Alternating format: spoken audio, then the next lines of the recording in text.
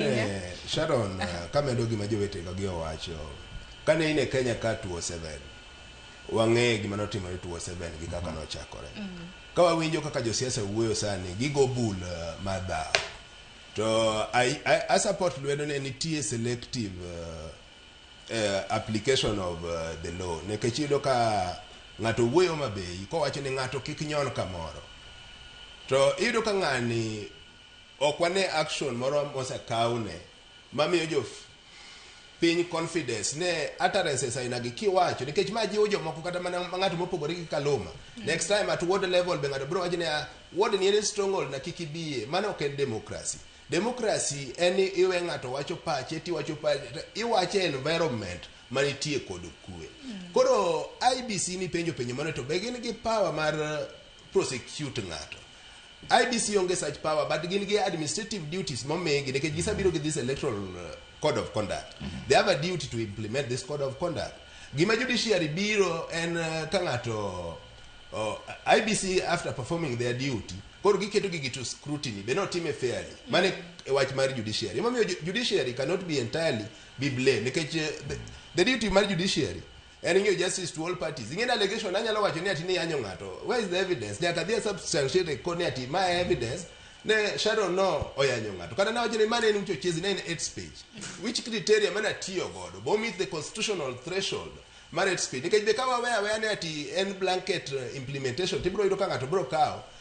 Jomoko man be nigi influence ya IEBC. Onyalo target a candidate mo ma ng'ato ok dwa. Tiyudo ko geng'e ne kik odhi yiero. Koro IEBC tijgi onego bed ni gitiyo makare but judiciary tijgi en confirm ni gik magitimogi bitimogi within the confines of the law.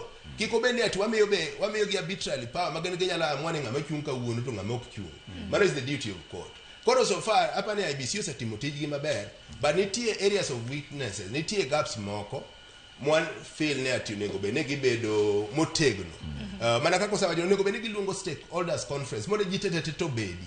To failure mar chike ok wamiyo IEBC ma wamiyo parliamentarians. Koro wami nyaka jopiny wabed ga gi awareness moro mondo be jopiny ong'e duty mar IEBC duty ne mare MP ni mi yiero cha duty ne en mar kwero ji kik odhi e area no koso duty ne mare en loso chike. Koro mondo mi ka wadhi e yiero to wayier be jotelo ma represent ideals mag democracy.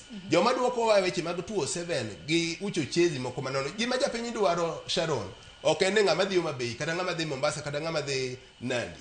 Japiny dwaro service delivery. Emo mi election ni wakete after every 5 years in the principle of democracy. Nika nitie ng'ama ok ti maber to jopiny nigi power mar tere dala. Koro tich IEBC sani maduong' en mane gibiro godo ni wadwaro neno ni ati procurement process mar technology otime yo makare.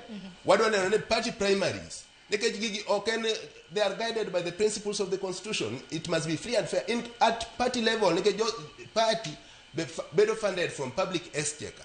Oken pesa party ma pesa jopiny. Ok nyal biro ni ati ni wacho ni ati Jacob kata osiepa ni moromo. Wadwaro ni ati election kadhi at party primaries level.